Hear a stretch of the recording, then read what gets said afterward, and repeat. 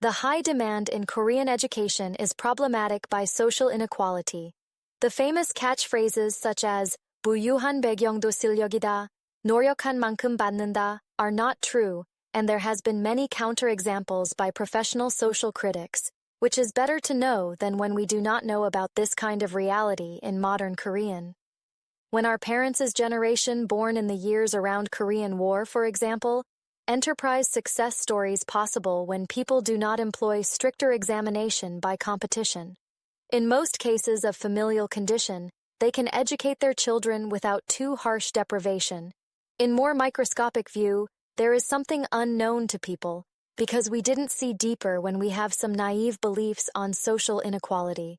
The high demand in education, in macroscope, it allowed Korean students ranked in higher than other country students. In microscope, however, it makes blind spot in reality of systematic Korean educational inequalities. The democratic economical development of Korean society could be making statistical data very great.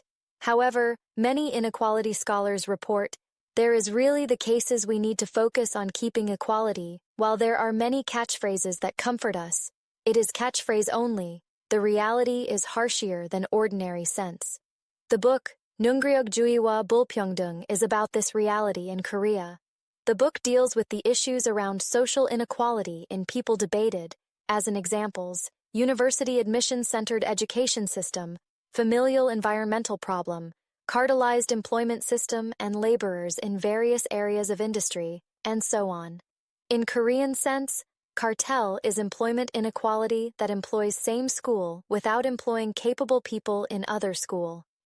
The most astonishing and yet the most emergent report in this book is about inequality of the education system in elementary school too, the familial condition blocking children's future. The children's future is predetermined by the competitions of Korean education system, the reality what we know vague about, we know there is the case but didn't have been perceived as impact harsher, there is conditions of life. The case study is Hyun-soo's case. Hyun-soo is elementary school student experiencing learning retardiness. He was born in economically misfortune family, parents are disabled people. He studied well until he was young, the gap between other students happened as unusual.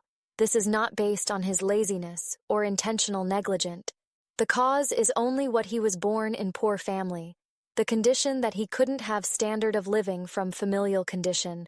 While other students entertain with computers, smartphones and television or their parents' support, Hyun-soo's parents are disability, and Hyun-soo internalizes his poor conditions of life as if he's attribution, self-efficacy is ruined, in early ages as children, and such condition is why we need to focus more on social inequality, not as ideology. There is some occurrences children's community too, grouping is divided as their parents' economical status. Having good conditions of life becomes more, having good conditions of life, and having poor conditions of life is opposite.